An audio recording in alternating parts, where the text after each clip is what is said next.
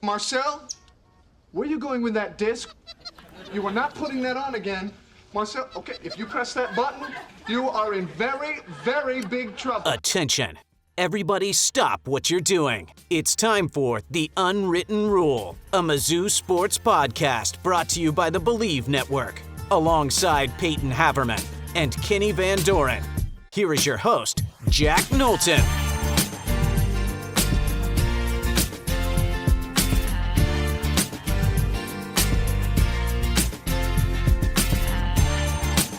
Welcome back to The Unwritten Rule. Today is Friday, June 13th, and Mizzou football has another commit. Back-to-back shows, back-to-back commitment discussions for Mizzou football in the 2026 class. As you can see on the YouTube, it's Isaac Jensen.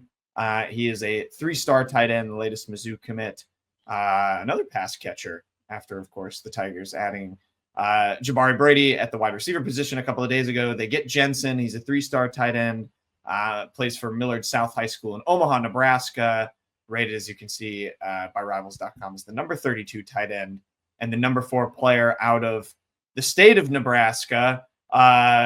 He chose Mizzou, pulling from our resident recruiting expert, Kenny Van Doren's story on his commitment. Chose Mizzou over Florida State, Iowa State, Texas A&M, among others.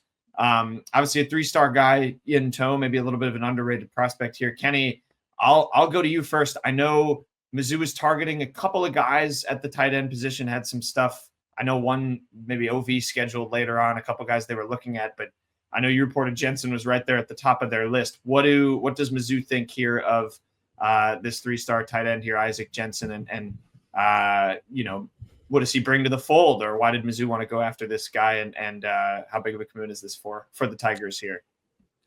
Yeah, it was Durham Cato's first offseason as like the full-time tight ends coach. He was still kind of moving into that position last year. Got a quack there on my phone from Aaron calling me, our good friend Aaron. But yeah, it was just one of those things where he had the full offseason. He had this full class to work with himself. Eric Link was the primary tight ends coach the season before. And, after Durham Cato's first year as a tight ends coach, he had a lot to kind of work with. I mean, he brought in Gavin Hoffman as well, coming over from Iowa in the transfer portal. He got Vince Brown as depth as well. And then he kind of turned his focus all the way to the class of 2026. And there were a couple of guys, on that list. Kevin Sullivan, Rockhurst guy in the Kansas City area. That's the in-stater. Evan Jacobson was a name people, talked about for a long time from Iowa. Iowa and Nebraska have been kind of some places Mizzou has tried to go and get tight ends before, and they got one in Isaac coming over from Omaha. They tried to go after his quarterback at the same time, and Jet Damala ended up getting Gavin Sidwar, two good quarterbacks there, two smart quarterbacks. And, Gavin was pretty excited about this one. He's been, doing his own recruiting.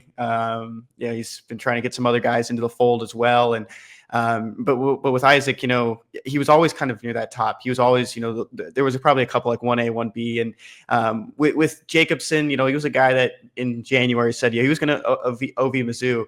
It took him a little while to actually, announce that date. And he told me the date, and Mizzou, sourced the date as well. But it was a thing where you want to let the kid announce it. You want to let the recruit announce what he's doing. And if he wants to announce it, let him announce it and just kind of put that, on the back burner. And he finally said, he was going to go on May 30th, which we knew for a little while. And he's just one of those guys that he has like some more, bigger suitors kind of after him. Notre Dame is a massive one. I know he has some predictions to Notre Dame. Texas A&M is a big school for him too. So just getting him on campus was a big deal. But Isaac was always, the one near the top. Mizzou was always kind of buzzing about him behind the scenes. They saw the predictions going in just from other national people across the different networks, and we're really excited about him. And there was a couple more tight ends that they were looking at. Camden Jensen. I asked Isaac if they knew each other. He said no, and that was the end of it. So, so there were two Jensens that were supposed to officially visit this past weekend when Isaac did.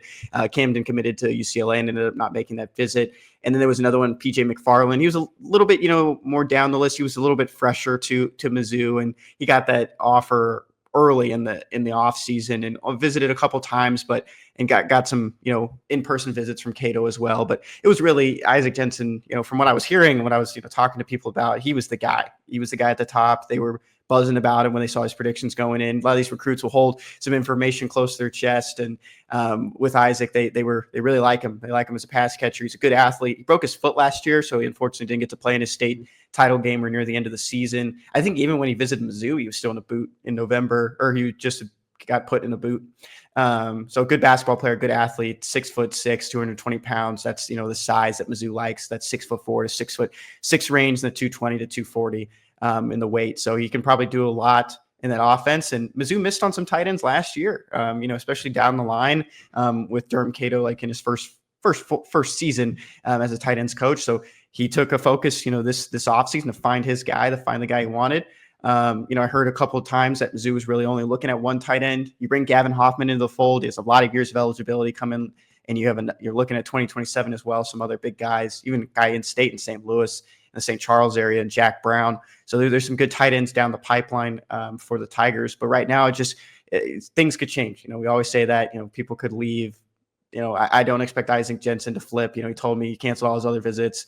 He's just locked in. He's doing his own recruiting too. You can see it on social media. So, he's pretty locked in with Mizzou. And that's just kind of like the focus moving forward, is just one tight end just in this class as of right now. Well, Peyton, I'll redirect this to you, and obviously feel free to give your 2 cents on everything Kenny said. But, I think it's a good point where it's, you have Brett Norfleet, who's still youngish. And then, you've got the transfer coming in Hoffman, and then Jensen.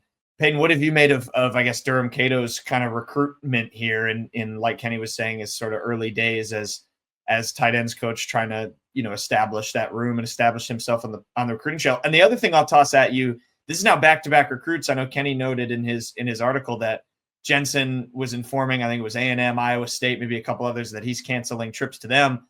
We've now heard that from Jensen and Jabari Brady. It's, you don't want to get too in the weeds on scouting some of these guys because they're so long-term, but that has to feel good as well. You have these guys, I know you talked about with Brady Payton feeling more like a real commitment when they go ahead and cancel those visits. Your thoughts on kind of those two things, and then anything else on Jensen too? Yeah, I kind of do agree. Like, it doesn't really feel like a commitment when, no offense to Anthony Kennedy, I respect that he wanted to keep going through the recruitment process, but if you're committing and then still taking like 100 other visits, it's not really a commitment at all, I would think. Honestly, it does feel more like a solid commitment if you're just not even taking visits, at least till the fall. I mean, that feels better. But I kind of do I think that is kind of the main point out of this, other than Jensen, of course, himself committing, is that Durham Cato kind of had a nice offseason, it felt like, or just good season on the trail.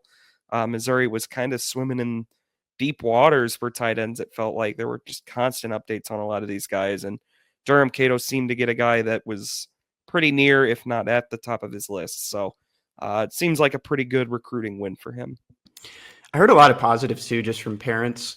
And then players talking about their parents and how much they liked Durham Cato too. And Kevin Sullivan's mom, sent me a message, and she was, very appreciative of, the in-home visits. And Durham Cato did a couple of those. He went to all of his targets that he was trying to get on official visits. But at the end of the day, I mean, they were pretty excited about Isaac going into that weekend. And then on Sunday, they do kind of an exit, more so, not an interview, but an exit, conversation just with the coaching staff, with Coach Drinkwitz, and just kind of figuring out what the future looks like. And he told me, Isaac called me right after he announced it. And I'll preface this: I've never seen that kind of emotion out of Isaac. I think that's something I've been trying to pick up on more. And I did it a lot with Keenan Harris, and we can talk about that down the line. He's just, he's been a lot more just stress-free since he's committed too. But Isaac was just a different person. I thought, he didn't really care about talking to people. He called me, kind of thing. And he was just just excited about it because he doesn't have to worry anymore. I think I tweeted out a quote where he said, I don't have to worry about making the right decision. I already did, and he's I asked him any other big takeaways. I always do that at the end. And he was no, the big takeaway is that, they just proved that I wanted to commit there. It was in summary, everything. That's in short. So, he mulled over the decision all weekend with his parents. Every time he went back to the hotel room each night, he talked to them about it. And he was really even thinking about it that morning on Sunday. And he was I'm going to commit. That's what he told Drinkwitz and Cato, and surprised them. They were still expecting to host some guys down the line. And and Kevin Sullivan in 2 weekends later. And I was another guy that was kind of near the top with Isaac. And I think they were just pretty content with who they got, and they were excited about it. And he took some, took some time. You have to get your graphic. You have to go and tell the other coaches that you were going to visit. Cancel some other trips. And he played in a 7-on-7 game the next morning, like nothing. And I think that kind of speaks to his character too. He's kind of just, I think he was more so excited, but he told me he was still a little bit nervous because it wasn't a done deal yet. He hadn't put it out on social media and let the public know, but Mizzou was pretty hyped about it. Yeah, it was interesting reading that from you, Kenny, and you put yourself in the shoes of these, of these kids, and him saying, yeah, I had to call all these big schools and tell them, hey, I committed somewhere else. And, thanks for trying, but this school, I'm like that. Those are probably hard phone conversations that I can't imagine are easy for kids. And, I wonder now we've heard kind of similar language from Jensen and Jabari Brady, where I wonder if maybe it's representative of a larger shift. I know you had a quote too of Jensen said he's just excited now to lock in and try and win state in his senior year. And you hear that all the time from kids and how much it's true, but you've seen now with him and Brady where the actions have kind of backed it up. They've shut down visits and done these things. I wonder if it's and this is a larger thing that's just on my brain from that is I wonder if it maybe is representative, a shift a little bit of some of these kids do just want to shut it down and don't want all the outside noise because it just becomes exhausting before they're even in college where, that's already hard enough to try and break into a room. But it'll be interesting to kind of monitor that with I don't know if either of you have a take on that now, but it'll be interesting, I think, to monitor that with Mizzou prospects kind of going forward. Yeah, I'll start with one thing. When it was just Gavin Sidwar, DeMonte Timms, and Anthony Kennedy Jr., I messaged Gavin Sidwar. I was like, do you know them? Do you know any, do you guys talk? And he was like, no. I mean, they didn't really know each other. When I would post the commitment stuff, DeMonte Timms is a little bit better on social media and he'll respond to things. I never saw Anthony Kennedy really interact with it. And that's not, me, I've written this before. I'm not, tearing on the kids at all. They live in different parts of the country, Florida, Arkansas, Pennsylvania, why would they know each other? That's one of those things. And they all play different positions, different parts of the field. And I think one big thing that really stood out about that 2025 class was just the cohesiveness. There was so much camaraderie between those guys. And I think it comes down to the Jack Langs and, the Matt Zollers and all these, bigger voices and just guys in that room. And I there's more guys down the line too that you can throw out there, like Keaton Jones, the ones that were probably talking to people and trying to get commitments, and, try to get people to buy in. And they had a text group chat that's been talked about a lot. Eli Drinkwitz talked about it, and a lot of those guys are really close friends, and they've known each other virtually for a long time, but only have known each other face to face for a couple weeks or a couple months now. So that, it's kind of big. And I think that's what you're starting to see a lot more with this one. Jabari Brady told me he's locked in, canceled those other trips. Like I said, I went to go see Keenan Harris, and I can tell you back in March, it was my first time actually talking to him face to face. I think I messaged with him once when he was a freshman in college, when he first got his Mizzou visit, when we were still in college, or Mizzou offer. But, he was still, kind of up in the air. He lost DJ Smith. He had to move over to Derek Nicholson. He was kind of getting used to some changes. He could take a step back and look at some other options because Mizzou always felt like that top school for him.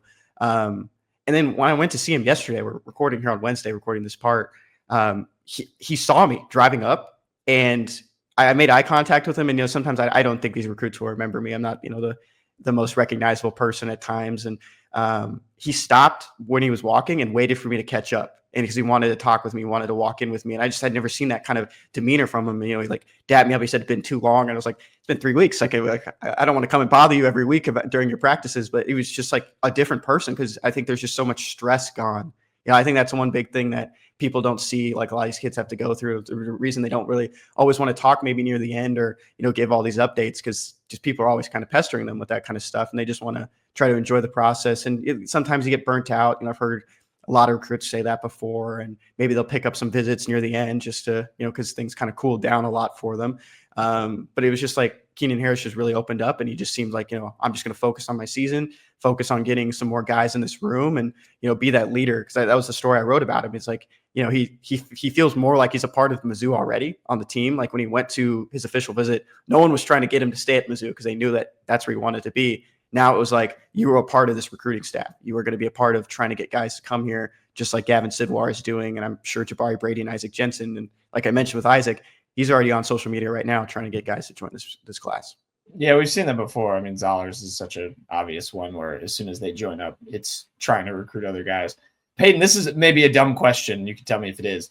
That kind of popped into my head. Like when you look at it as a fan perspective, again, like it's so hard to scout these players for what they do on the field when it's so far off and they have so much development. But is that a good sign for you? Like looking at them from like a maturity standpoint, that they do shut things down and they do want to kind of become part of that culture right away. Like obviously any recruiting win's a good one, but a 5-star who you have to battle for in this transfer portal era, who like, if NIL figures are constantly tossed about and there's all this noise, it kind of feels like to me those recruitments can become more shaky because, they know they have options they go to in the portal.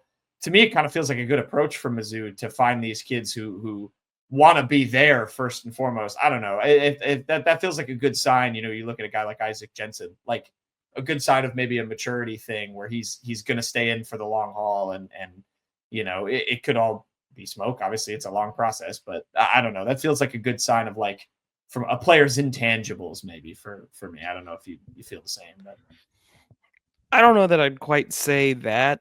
I do think it shows a bit more maturity, like you're saying, just to kind of not be constantly just flirting with other schools while you have a quote commitment on. But I mean, it's just, I don't know that it will translate to him being a better player or anything like that. Especially tight end is such a difficult position to come in and play early. Like Brett Norfleet type contributions out of your tight end room from a freshman like they got are very rare. I mean, there's like a famous saying, like in the NFL, it takes like 3 years for a tight end to really develop. So I don't know that I'd quite say that, but I do think it does show a little bit more maturity to kind of just shut things down and have your decision be a somewhat final.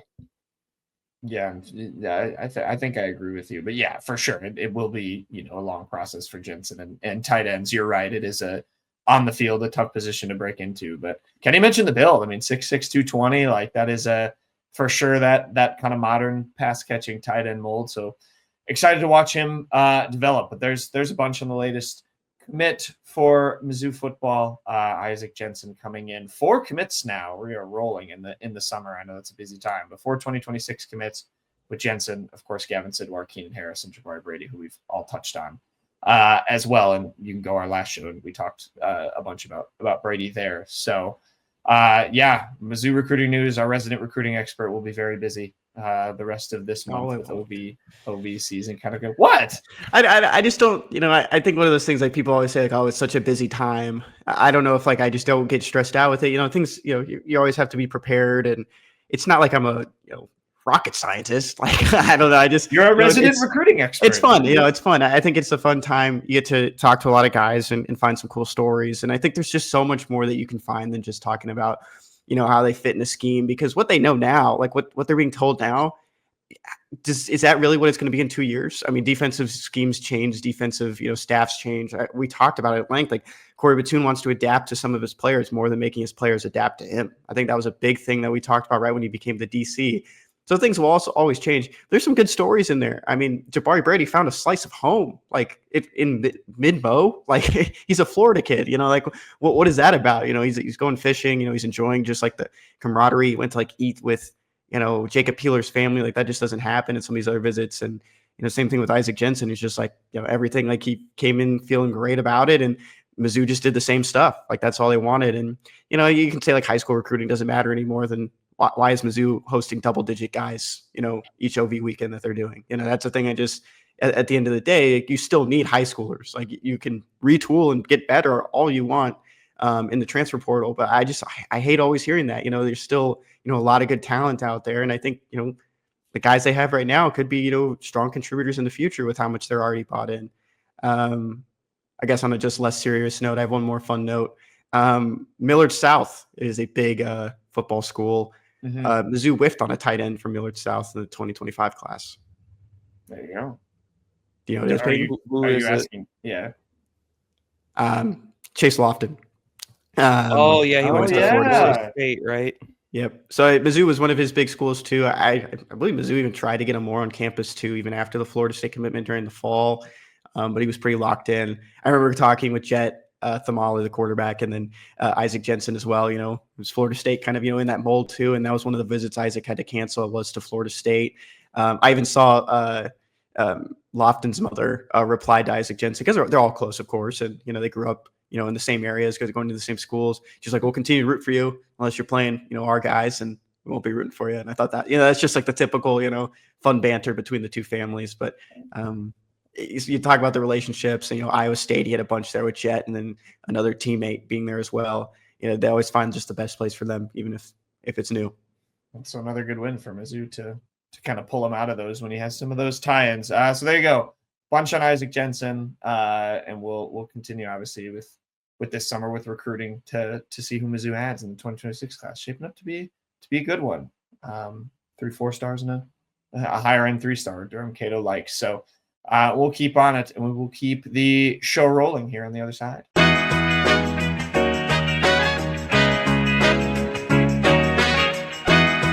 Okay, quick hits time. We'll finish out the show. Quick programming note as well before we start quick hits. No Mount Rushmore this week. We had still shopping and changing schedules. It's been a busy start to the month of June, but we will have one next Friday for you guys. Another Mount Rushmore. I think we might do Mizzou non-con basketball opponents and just rank our favorites, because there's just some. Oh wait, no, we had also we all forgot to do this.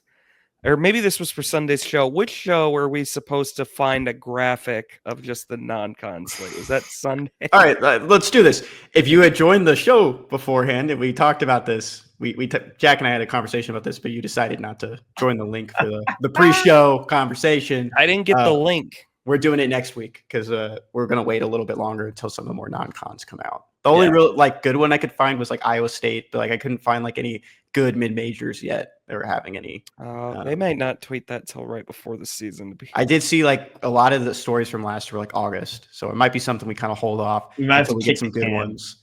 Central Arkansas might have some good ones, playing some regional schools, the Oklahomas, Oklahoma States, Kansas. We'll get to see it. Yeah, a little bit later. We might have to kick the can, but regardless, we'll have another Mount Rushmore next Friday.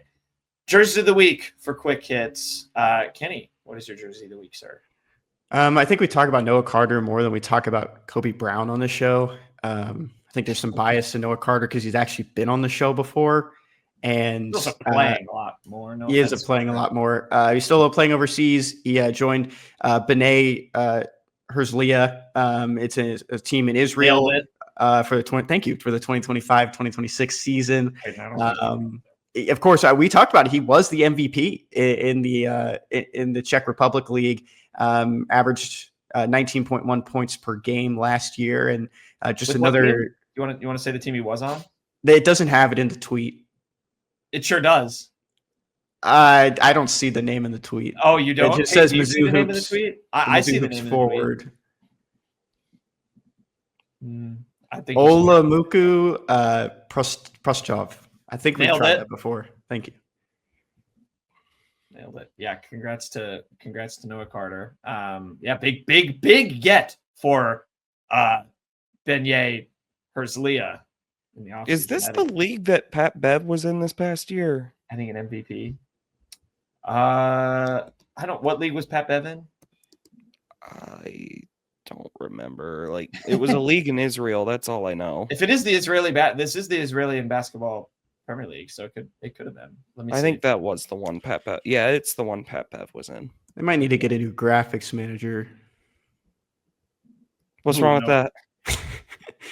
I guess Bleacher Report kind of has the similar mold to it, but this is pretty funny. Winter League TV. It's like deciding whether it wants to be a real picture or a cartoon. I can't At least it's not AI because it's spelled popcorn correctly. So good on whoever did this. It is kind of fun. It's just what do they always say? The hands, the fingers are always. They count the fingers. The AI photos. Those look normal. Peyton, your jersey of the week. My jersey of the week was supposed to be Bo Perbula. No, unfortunately, it was ripped from me. Even though Jack was supposed to check the doc and see that I would like to call back to.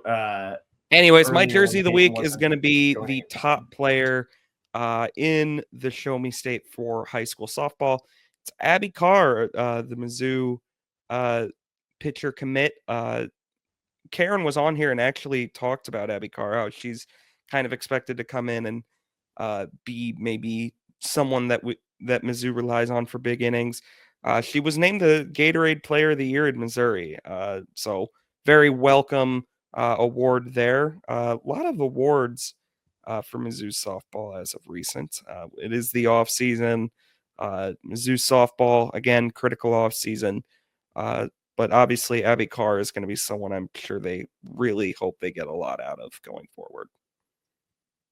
Yeah, very excited for her to come What's in. your Jersey connection? She's wearing a Missouri jersey in the Player of the Year graphic. That was Peyton. You were put on the spot there. That was a tough one from Kenny. By the way, hit 476, 29 RBI, 10 home runs, two-way player in the Shohei Ohtani of Shohei Ohtani on Mizzou softball. Mizzou My jersey of the week is Bo Prabula, because I saw the news before Peyton did and put it on the doc. Do not believe a word he says. Bo Prabula will be going to the Manning Passing Academy this year. Shout out to Eli Hoff from the St. Louis Post-Dispatch posted this. He will join the likes of Arch Manning from Texas. I like that he threw a duh in there. Clemson's Cade Klubnik, LSU's Garrett Nussmeier.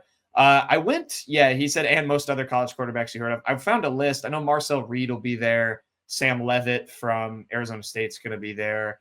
How do you say the Oklahoma quarterback's last name? Is it Matier? Matier, John Matier. He'll be there. So pretty cool. Brady Cook of course, attended the Manning Pass Academy last year. So this has been frequented by Mizzou's quarterbacks. Also, they have like a counselor archive section on the website for the Manning Passing Academy, and Connor Bazelak is on there, and he's listed as Connor Bazelak Bowling Green, but he's wearing a Mizzou polo in the photo, and it's quite funny. I discovered that today when looking this up.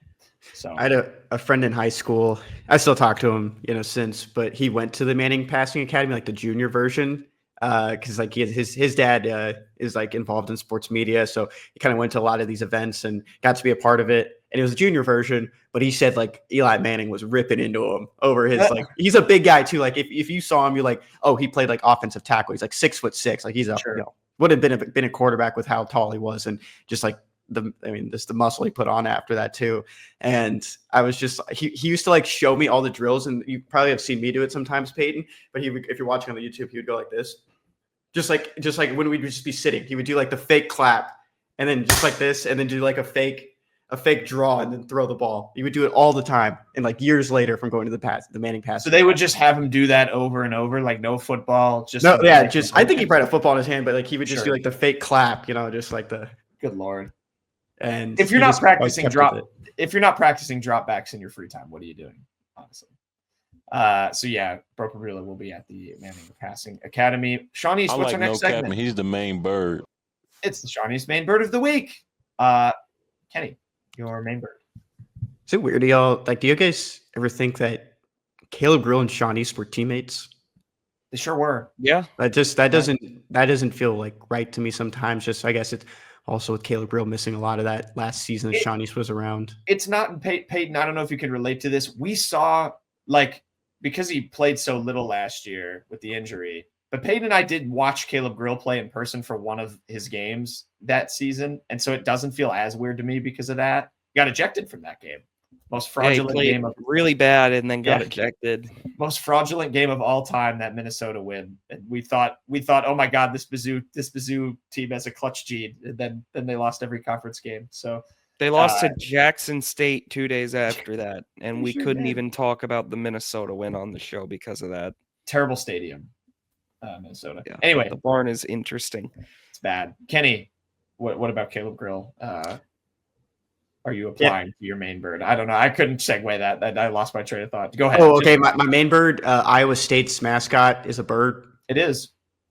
And he's got the grin. The bird with the tornado is a cool logo. That's a good throwback one. He goes like this. Please stop trying to recreate. Just picture like a tornado behind me. Instead Yeah, of the so dog balloon that that's was I there know. for I know what 3 TikTok shows. I'm about to make. yeah. Respect to helium. Look at this. It's still going. That's from like May 25th is when I bought that. Look at that. I'm trying to get For closer to who? the mic. For your friend Aaron. Respect to My friend helium, Aaron. dude. Respect to helium. What an element. Caleb Grill gets my main bird of the week. Do these kind of surprise you too, guys? Like just out of nowhere, you just get like these just interviews with like Mizzou players. I Seemed didn't know he pretty was normal working to out me. with the Warriors. Did you know I- that? I didn't. I mean, I probably saw it on a list somewhere, but I love these. I love that they do this. I was thinking about this the other night. If I was an NBA beat reporter, I'd be all over this. I would love to ask like these guys about their like background and stuff at these interviews. You probably get a lot of engagement too because there's hundreds of thousands of fans that care Exactly. about their players. Yeah, he went through a long list, and it's a 7-minute interview. You can go watch it on NBA.com and Warriors.com to find it. We have it up here as well if you just want to look at the link on the YouTube. But he talked a lot about it. He said, I've had great opportunities other places, Celtics, Pelicans, Suns, Trailblazers, Clippers, and now the Warriors. And he's gotten a lot of feedback, and he's in a good spot, just kind of moving forward. And I remember there was even like a conversation on one of the broadcasts this past year. They were like, do you think he plays professionally? And it was through that stretch after his injury where he was just shooting the lights out of every gym he walked into. And some people, I think one of the color commentator at the time was like, yeah, probably overseas is probably the safest bet. He's looking at like a guy that'll probably end up in the G League at some point. I don't really know about the draft, but he's gonna be a guy that's gonna be playing in the United States, and I think that's really big for Caleb Grill. After, like you guys said, his first season with Mizzou is pretty unforgettable with the hand injury and just the play wasn't there. And he comes back the next year and he's just a different person. And I think you've just seen it just too in his character and the way he's kind of held himself and just the way he kind of plays in unconscious. And I think he's in a good spot moving forward. Yeah, it definitely seems like him and Bates have been risers in this draft process. I mean, Bates has first round buzz now that I've seen. Grill seems like a guy that's definitely going to at least get a shot in the G League. Good for them. Really happy for both of them.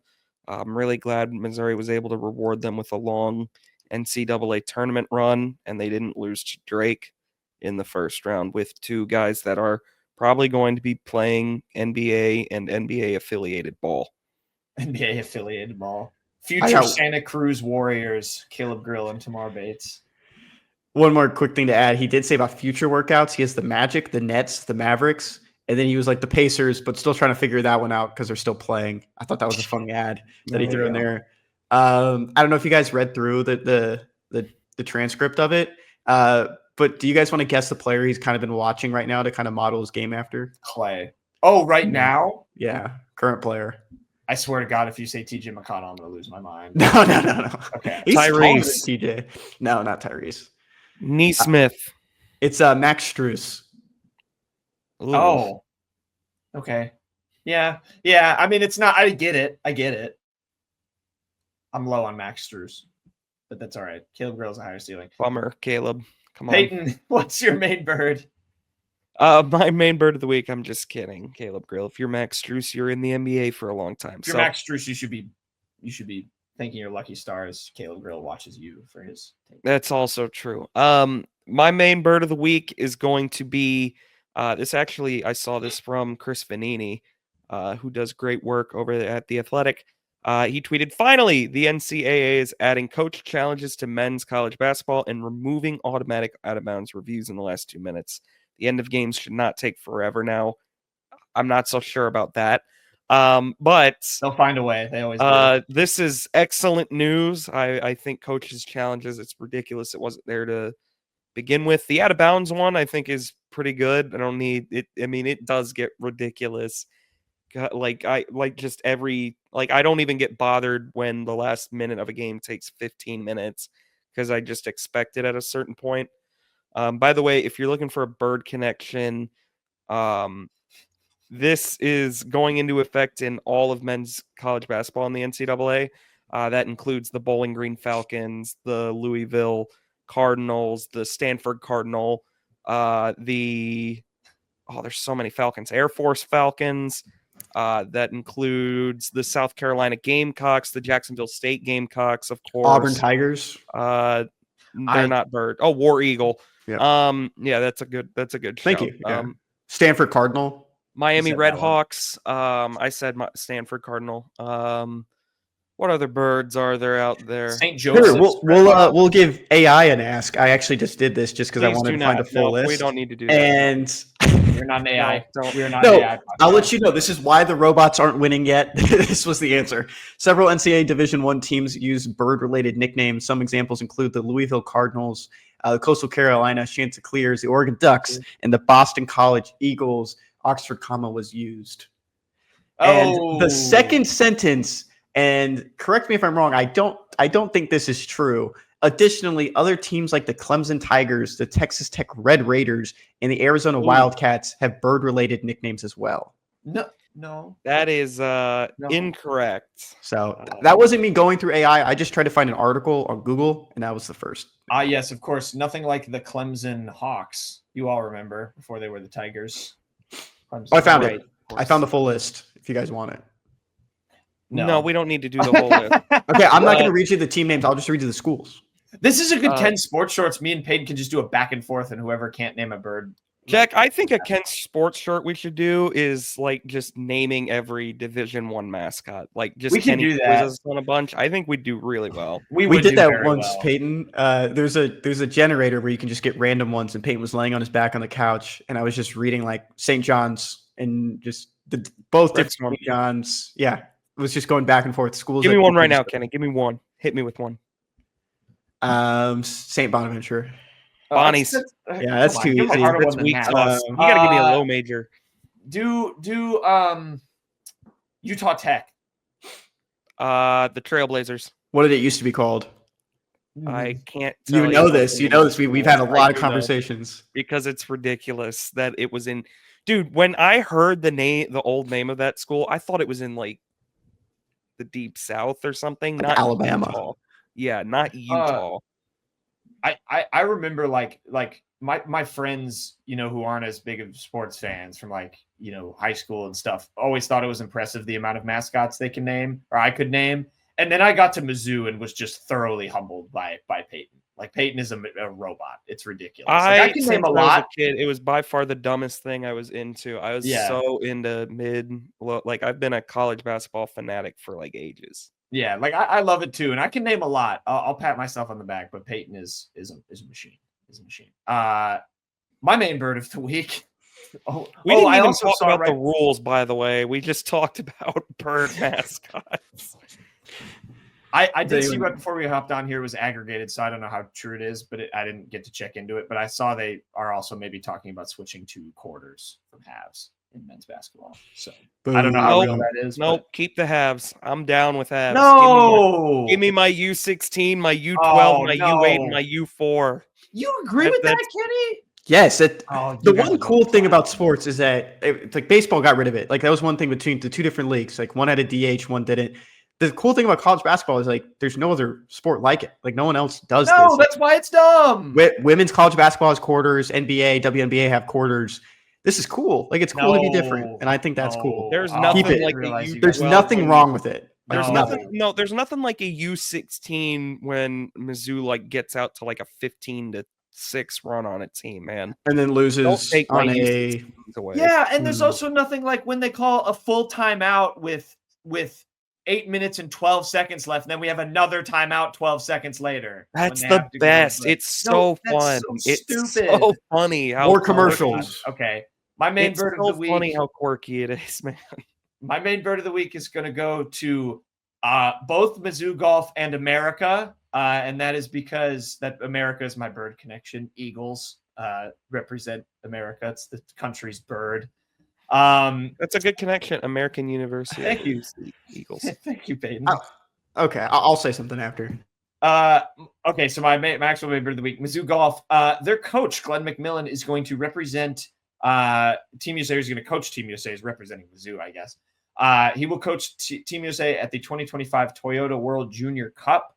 Mizzou will also have a golfer in it. Incoming freshman Reese Roberts will participate in the event. It is from the 24th to the 27th of June at Chukio Golf Club outside of Nagoya, Japan. So they will be representing Mizzou for Team USA. Kind of has a long history. Peyton, you might find this interesting. The tournament first contested in 1992, featured some of the world's top stars, including, let's see, we got John Rahm on here, Justin Rose, Scotty Scheffler, Cameron Smith, Heinrich Stinson. I don't actually Henrik Stinson. And then McMillan is actually not the first Mizzou coach to coach Team USA. Mark Leroux in 2014 coached them. They finished runner-up in that tournament. So Nice. congrats to the two of them. That's a cool honor. Obviously fun to represent, your country and all that stuff. So best of luck to them. I think LeBron is more of the mascot for the United States. He was the one at the front of the boat. Like, he is the face of U.S. Well, You're saying we should have put it, if it was truly an eagle, we should have just perched an eagle on the front of the boat? Yeah. Just flat. So well, the he was mascot teammates with Birdman. then there's your connection. If anything, the mascot is a goat for the United States. If we're going to talk about the most influential American athlete, Second goat, maybe. No, he's the goat. he's the goat. We're not getting. I can't believe this is still a You've never debate. watched. You don't even know if Jordan played basketball. You've never seen him play. I actually did hear a stat True. that was a good Jordan stat, Peyton. It was like 35, some about 35-point games, and it was like Wilt Chamberlain had 5, everyone else had 1, and Michael Jordan had like 10. And it was I'll find it, send it to you. But it is some good. Michael Jordan had more than 10 35-point basketball. No, like it wasn't 30. It was something with the playoffs. Like it was a very specific thing. It wasn't just 35-point game. What's your damn best thing you learned?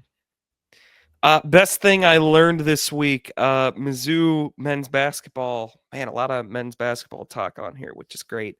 They have their numbers. The newcomers have their new numbers. Aaron Rowe is number 1. Sebastian Mack takes Tony Perkins is number 12. Javon Porter is 14. Sean Phillips is 15. Jaden Stone, 17. Nicholas Randall, I don't like this one, is 24. And Luke Northweather is 45. No disrespect to Nick Randall at all. I'm not ready to see someone else wear 24 should be retired. Yeah, I can not retire. I need a reprieve. Like, nobody else should wear that right now. I think we're all in agreement. Yeah, I don't love 14 for Javon Porter. Yeah, that doesn't feel good at me. Doesn't Can feel I ask right. why? It just doesn't seem right. I don't know. What should it be though, Peyton? I will say, what would you have wanted it to be? Like a number, like no, In he's the not like a twos? 30s player. I will say 22? 45 on Northweather is the worst one, I think. Like, Luke Northweather should be a 30s number. I actually don't hate 45 for Luke North. I don't love 45.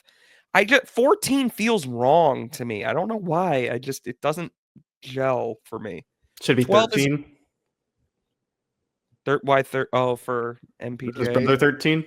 That would have been good. That would have been kind of nice. I love 1 for Aaron Rowe. That feels 15 on fitting. Phillips isn't that bad. I I feel think like that's what he wore at Arizona State. Yeah. I think he was 15. 1 there. for Rowe is great. I think Yeah. 12 for Mac is good. Jaden Stone 17 I kind of rock with as well. I believe Mac was 22 at UCLA, so it's kind of same vibes. The comp for him, like role wise, is going to be It's Tony Perkins. That's the top reply too. I looked up just some numbers from the other Porter siblings. The two sisters were 4 and 21. Michael wore 13, and Jonte wore 11. See, I would have liked 11 or 21 actually. I kind of like both of those. I could have gotten down with 4. But Now you're flipping? Are you slowly being like 14's no, good? not 14 is different than 4. It's actually 10 more than 4. Oh, Jack. you actually you just wanted 4. I thought you meant like the digits just 4. started to look. No. All right, this is number talk, folks. I'm very excited for Mizzou men's basketball season. Kenny, what'd you learn? I got it muted. I have to listen to the broadcast talk about Harrison Mevis, but he sank a 56-yard field goal in the UFL. I guess this was It was the USFL conference. Yeah, because there's the XFL and USFL conference championship. We talked about that too. Peyton, this was your Tiger in the Wilds on Sunday at the Monday show. And do you want to tell the people the outcome of this game? Yeah, the Birmingham Stallions did not win the game. That's all I know. They do the active betting lines for these games on ESPN. They were favored. And they were still favored, down 21-14, even before Mevis's 56-yard field goal. Wow, they must be a wagon as Kenny's phone makes alien noises. But there you go, Harrison Mevis, 56-yarder. Yeah, unfortunate that could not be reciprocated with a victory. Okay, my best thing I learned. So, Peyton, I don't know if Kenny informed you of this, but this is something we discussed. So, I have been on the grind of learning my current other gig. I'm calling baseball and softball for high school. And I've been determined to learn how to call baseball and softball well, because I'm not the biggest baseball and softball guy. I enjoy watching it, but I'm not as locked into the lingo. And so I wanted to have you guys as baseball savants help me come up with good lingo and things to use in my broadcasts to assist me. And I'll also update on my progress as a baseball commentator. Okay. So I will ask for any terms. However, I think this is apropos because I had a long drive yesterday and I decided to just put broadcasts on to try and get in the headspace, hear how broadcasters call games. So I did 2 broadcasts. I did one softball, one baseball. The softball one was Mizzou's 1-0 win over Omaha, the Lauren Krings, 13-15 strikeout game. And then I decided to put on Game 7 of the 2016 World Series between Peyton Chicago Cubs and them Cleveland Indians. Peyton, boy, I hope I'm never that stressed about sports again. The question I had for you: how are you feeling about Javier Baez after those 2 errors that he had in the field before he hit the home run? I really don't remember the errors. I remember like a few different things in that game. I remember Dexter Fowler's leadoff home run because I don't think the Cubs win the game without that, because Corey Kluber had completely shut them down that entire series to that point. And that was like they drew blood on him and the floodgates opened. I don't remember the errors. I really don't. I do remember one really bad defensive play. It was right when John Lester came in for Kyle Hendricks, immediately spiked a curve. David Ross had it bounce off his helmet, scored 2 runs. Then, of course, I remember, plain as day, I can still imagine every single little detail about Rajai Davis's home run. I was despondent. Nobody would have been able to reach me for a couple hours. I remember the top of the 9th, Dexter Fowler should have hit the game-winning RBI single. Francisco Lindor made one of the best plays I've ever seen a shortstop make. I do remember that inning also. Joe Madden tried to have Javier Baez bunt with 2 strikes. Didn't work, if you can believe it.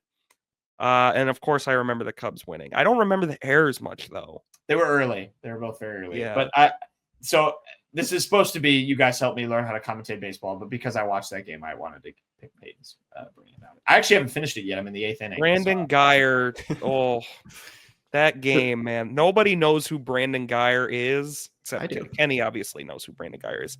Nobody else, the common baseball fan, has no clue who Brandon Guyer is.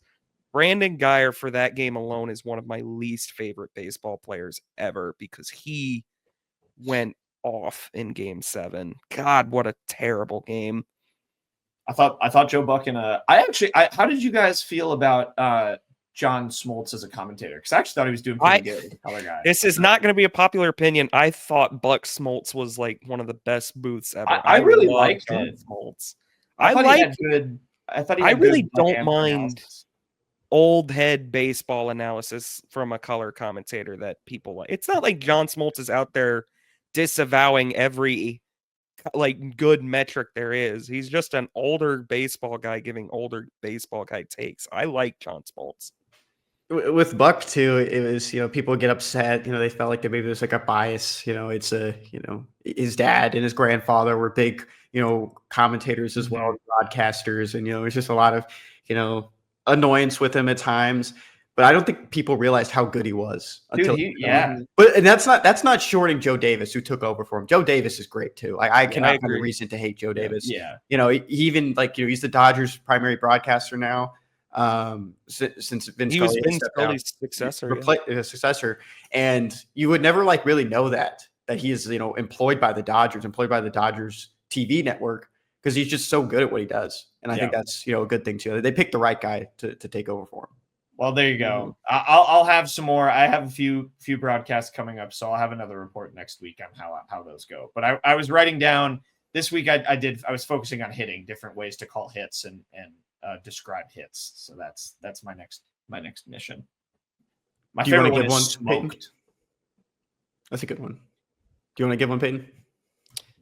For a base hit, or just we're gonna give him one word to know. Yeah, give me a word to use, and don't troll me, because this is on. People will be. I mean, a knock is always a good one for a base hit. I think like a knock into center field. Just kind of a knock is always a solid one. That's kind of my, like, when I think of a base hit one, like that's my go-to, I'd say. Okay, I have two, and we're gonna skip a couple chapters because I think you should know these ones. Do you know what Texas Leaguer means? No. Do you know what a bloop means? So I think so. Is that just when it's kind of like just lofted into the outfield and it's like so like there's really no exit velocity behind it, just finds grass. Yeah. So another word for a bloop single is a Texas Leaguer, and that's one you could use. Okay. There's another word that I learned in the past couple of years. It's called gork, and I know that's a little bit closer to what X uses, called rock. So I wasn't always a fan of the word gork. It just didn't sound right to me, but I do like Texas Leaguer because you're watching high schoolers. There's going to be bloop singles. Things are going to find grass.